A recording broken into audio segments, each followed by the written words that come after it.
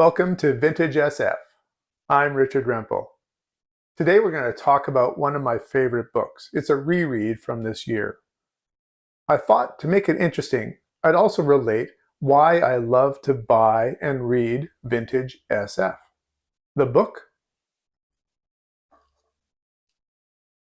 The Palace of Eternity by Bob Shaw, 1969.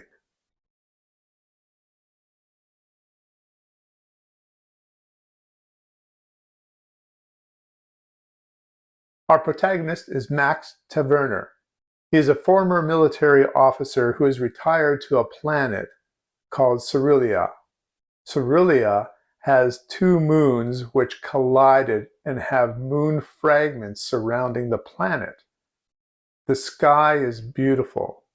It is also a shield which protects the planet. There is an intergalactic war against a race called the Piscicans. This war has been raging on now for a few decades. Cerulia seems to be a safe place, but the war comes to it. In just over half of the novel, we have love, betrayal, political intrigue, rebellion, fighting among the humans, and the arrival of the Piscicans. Something very significant happens at this point, which changes everything. A paradigm shift. We talk about, in this section of the novel, we talk about egons. These egons are that paradigm shift. And then, in the final third of the novel, it's kicked into high gear. Eventually, the resolution gives us another paradigm shift. I've talked about this novel in another video. I'll put a link in my description. The Palace of Eternity is another strong example of Bob Shaw's writing. He has, as he's called it, wee thinky bits that are really interesting. His work is always full of concepts and ideas. I find that his plotting takes some unexpected turns, and his prose is tight and often beautiful in describing the planet Cerulia. This rereading confirms my first rating of 9 out of 10 for The Palace of Eternity. Recommended. So now, let's talk about my top 5 reasons to buy and read Vintage SF paperbacks. Number 5, discovering new authors and new works. Prior to 2023, I had never heard of Bob Shaw. While watching a booktube channel called The Outlaw Bookseller, Stephen E. Andrews introduced me to Bob Shaw. The episode was titled, The Greatest Hard SF Writer You Never Read, and it was a Bob Shaw overview.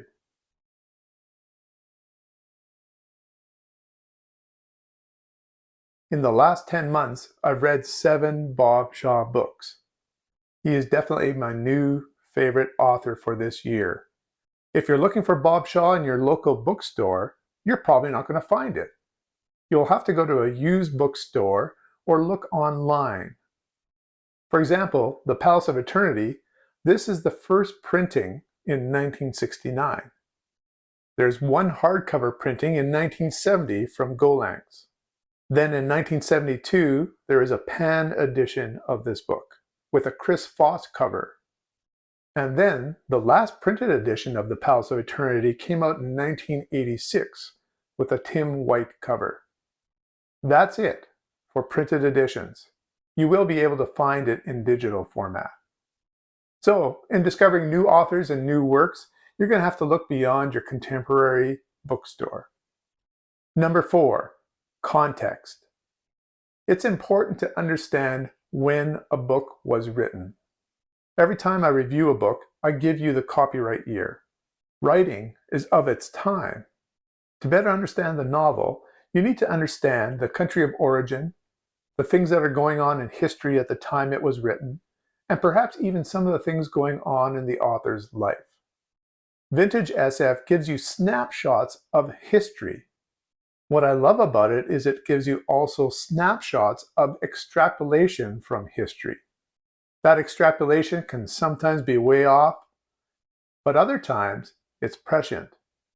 So the context gives us a reflection of the time, and also a glimpse of how that time viewed the future. Number 3, cover art. When I talk about vintage SF paperbacks, I usually talk about books that are printed between the years 1950 to 1985. Many who collect vintage SF talk about the beauty of the covers and follow different artists. You've heard me talking many times about Leo and Diane Dillon and their cover art for the A Science Fiction Special Series 1. Let's take a look at the cover for this book. At the top right, you'll see someone looking down on what looks like a dead body. And on that body itself, you'll see closed eyes and then opened eyes looking up at that lady in the top right corner. There's a vivid beauty to the color, and there are these bubbles of transparency between the person on the bottom and the person in the top right corner. If you read The Palace of Eternity, you'll really see what the Dillons are getting at here. I think some of the best vintage SF cover art came from artists who've actually read the book, or at least read a summary of the book. In contrast, I think we have more of a minimalist design that focuses a lot on font in contemporary SF. Many people who collect vintage SF can recognize artists by their work. Number 2, condition.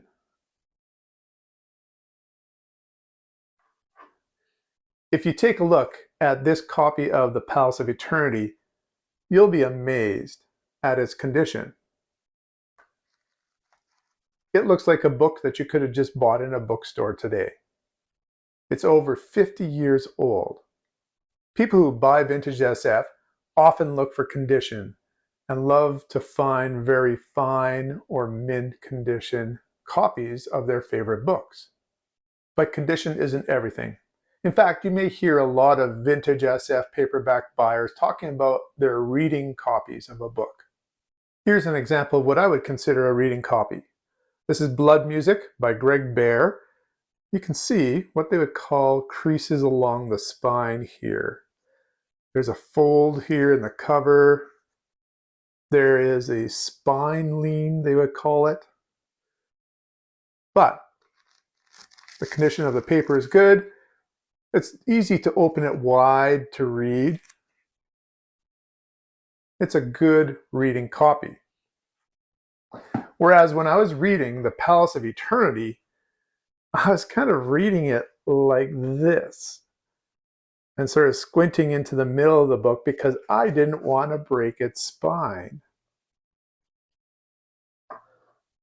So, as we love condition for the collecting of the books, I feel it's really important to be able to read the book too. Now, you may not be buying for condition. You might be just simply buying because you want to read a book that's out of print. Watch out. You might find that you love that book and want to find the mint condition of it. And the number one reason to buy and read vintage SF? I think it's the thrill of the hunt. For example, The Palace of Eternity. If you wanted to read this book, as I said, the last time that it's been printed in English is 1986.